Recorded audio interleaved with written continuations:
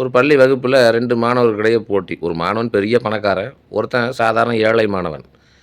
பெரிய பணக்காரன் சொல்றான், "டேய் எங்க வீட்ல வந்து கார் வச்சிருக்கிறேன்டா" அப்படின்னு. படப்போட்டின்னு சொல்லுவாங்க. படம்னா ஒரு புத்தகத்தில ஒரு படத்த காட்டுனா, அவன் இன்னொரு படத்த காட்டுவான் புத்தகத்தில. சின்ன பசங்க விளையாடுற விளையாட்டு. இது பொருள் போட்டி. "எங்க வீட்ல கார் இருக்குதுடா" அப்படின்னு பணக்காரன் சொல்றான். உடனே அந்த ஏழை மாணவன் சொல்றான், எங்க வீட்லயும் தானே எங்க அப்பா சைக்கிள் வச்சிருக்காரு." உடனே இப்ப பணக்காரன் சொல்றான், "டேய் எங்க வீட்ல ஃப்ரிட்ஜ் இருக்குதுடா" அப்படின்னா. உடனே இந்த ஏழை மாமன், எங்க வீட்ல பானை இருக்குதுடா. அதில ஜில்லுன்னு தண்ணி குடிப்பேன்டா."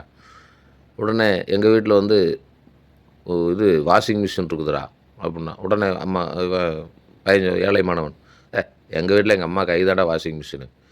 உடனே, "டேய் எங்க வீட்ல நான் பெட்ரூமில போய் படுத்தேன்னா, அப்படியே மேலே வந்து சீலிங்கில வந்து நட்சத்திரம், நிலா எல்லாம் தெரியிற மாரி படமெல்லாம் ஒட்டியிருப்பேன்டா. லைட் ஆஃப் பண்ணா மின்னும்டா."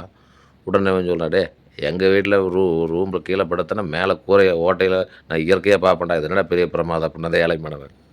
அப்புறம் போட்டி இப்படியே போயிட்டுருந்தது. போட்டி முடிஞ்சு போச்சு. அடுத்த நாள் தீபாவளி. தீபாவளிக்கு அந்த பணக்காரர் வீட்டுக்கு ஒரு பெரிய அவங்க மாமா வர்றாரு, வசதியான மாமா. அவர் பேர் ராஜா. இது ஒரு சிறுகதை தான். சிறுகதைன்னு தான் சொல்றேன். அந்த சிறுகதை எழுதியவருக்கு நன்றி.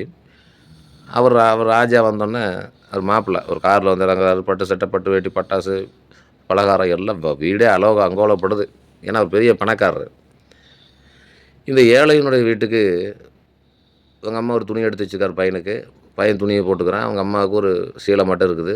அப்புறம் அவங்க அப்பாவுக்கு ஒரு துண்டு மட்டும் தான். ஏன்னா எல்லாம் ஏழைங்க. வருமானமே இல்ல. அப்ப என்ன பண்ண முடியும்?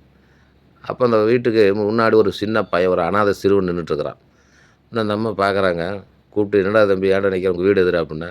"எனக்கு யாருமே இல்லைங்க." அப்படின்னா அவன கூப்பிட்டு அவனுக்கு எண்ணெய் தேய்ச்சு குளிப்பாட்டி, அது அவங்க அப்பாவுக்கு சின்ன துண்டு அத கட்டி விட்டாரு அந்த அம்மா. அப்புறம் இப்ப வீட்ல இட்லி சுட்டாங்க. சாப்பிட்டு இருந்தான். அடுத்த நாள் பள்ளிக்கூடம் போனோனே அந்த பெரிய பணக்காரன் சொன்னான், "டேய் இவன் நேத்தெல்லாம் சொன்னேல்லடா, இப்போ பாரு நேத்து எங்க வீட்டுக்கு எங்க மாமா ராஜா வந்திருந்தார். அவர் பெரிய கோடீஸ்வரரா" அப்புட்ன்னா. அதுக்கு இந்த ஏழை சிறுவன் சொன்னான், "எங்க வீட்டுக்கு தான்டா ராஜா வந்திருந்தாரு. அவருக்கு வந்து வேட்டி கட்டி நாங்க சாப்பாடு போட்டு விட்டோம்டா" அப்படின்னு. அப்போ மாணவர்கள் வந்து பணத்த பார்க்கறதில்ல மாணவர்களே, பாசத்த தான் பார்க்குறாங்க. அப்ப இந்த உலகத்தில பணமா, பாசமா அப்படின்னு எடுத்துக்கிட்டோம்னா, பணம், பணம், பணம்னு நெறைய பேர் சொல்லுவாங்க. ஆனா அத விட ஒரு படி மேல பாசம்.